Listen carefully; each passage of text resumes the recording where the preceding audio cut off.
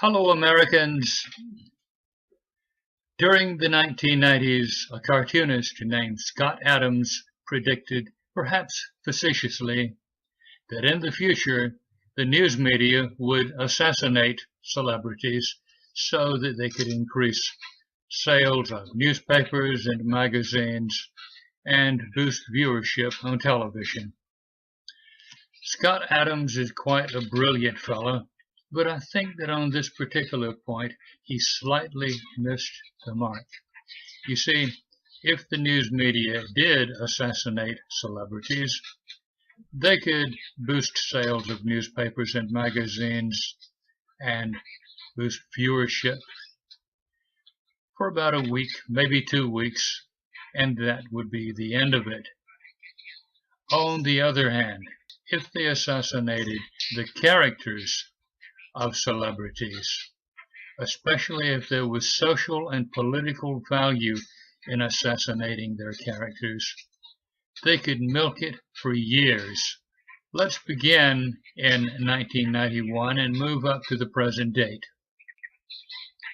In 1991, Clarence Thomas was nominated to become a Supreme Court judge.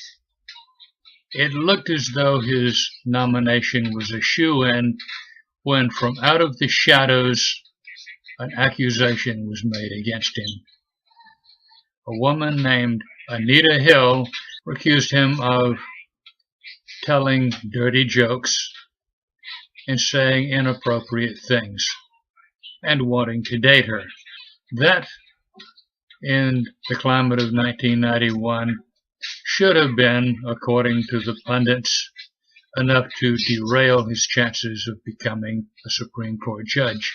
In the hearings, it was revealed that everyone who knew Thomas Clarence, regardless of whether they also knew Anita Hill, believed Clarence Thomas.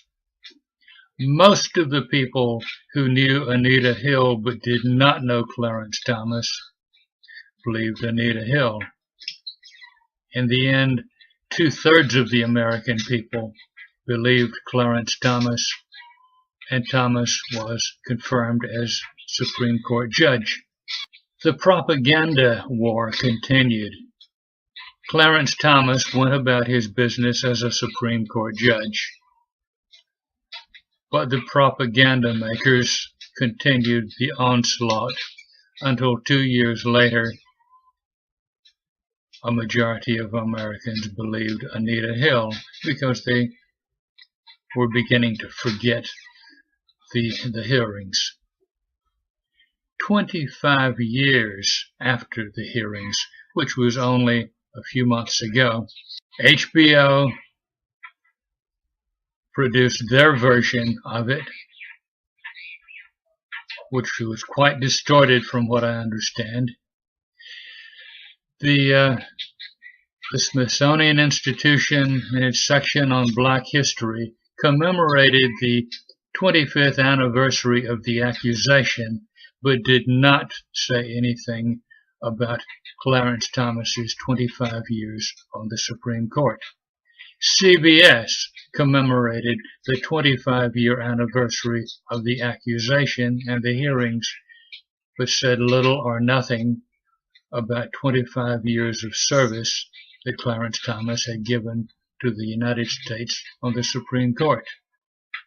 This is a circus. It's a national disgrace.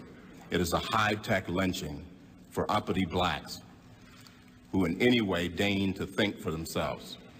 And it is a message that unless you kowtow to an old order, you will be lynched, destroyed, caricatured by a committee of the U.S. Senate rather than hung from a tree. Move up to 1992 through 1994. Most people today, I think, believe that Michael Jackson was a pervert and a child molester. We had the same media onslaught, even more so. One person accused Michael Jackson of molesting his son. It was later revealed on a concealed microphone that this accuser was bragging about how he was going to get rich from the accusation. This man is going to be humiliated beyond belief. He will not believe it. He will not believe what's going to happen. Beyond his worst nightmares. So one more record. If I go through with this, I win big time. I will get everything I want. There will be destroyed. 30 children were interviewed.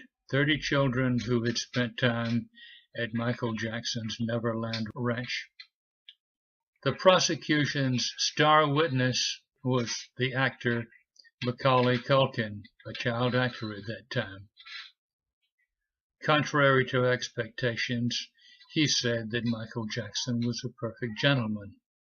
The sheriff's department raided the Neverland Ranch, confiscated his computer, ransacked the place, looked for every bit of evidence to indicate that Michael Jackson might be a child molester or having a sexual interest in children. They found nothing. The FBI not long ago released a 3,000-page document on Michael Jackson. They found nothing. The so-called news media continued the onslaught. They attacked him again, 2003. It went through the same circus. Once again, no evidence against him. Through that much investigation, if there was anything there, they definitely would have found it. I had bought the media's tales of him being a pervert and a child molester. There was just too much for me not to believe it. But when I looked back at it and saw the evidence, it was all a hoax. Character assassination against almost certainly a strange person, but an innocent person. We come to Bill Cosby. For me, Bill Cosby was the watershed moment. The media was over the top on that one. You can divide his accusers roughly thirds. 1/3 of them are proven liars. The news media never bothered to vet the witnesses against Bill Cosby. Whenever one of them was proven to be a liar, they'd simply move on to the next and be interviewing that one. There were plenty to go around. I've heard it asked, why in the world would that many people accuse him if it weren't true? They were suing him for hundreds of millions of dollars. That's enough. I said there were 3 groups. A second group were people who accused him of inappropriate behavior. He asked them for a date. He was married at the time. It would have been adultery. It was certainly wrong, but it wasn't rape. He came on to them. Well, we don't actually know that those are true. Various things that are not rape, they're not sexual assault, and they're not even criminal sexual conduct. Boorish behavior, certainly. Immoral behavior, probably, if true. But not rape. Rape is what we hear again and again in connection with Bill Cosby. We don't know that to be true. The third group were people who say that for a long time they had sexual relations with him. Some even went as far as to say that they had sex with him because he was their gold mine, hoping to become glamorous movie stars. And when it didn't pan out, they retroactively called it rape. Well, we've all heard of the Hollywood casting couch. It's deplorable, it's disgusting, it's wrong. It's not rape. They volunteered to do that. and if anything, it's prostitution with the accusers as the prostitutes. We leave only one person really. Andrea Costanz appears to have a case against him. That's the only credible accusation I've ever heard. A pretrial hearing in this case will be held on November 1st, less than 2 weeks from now.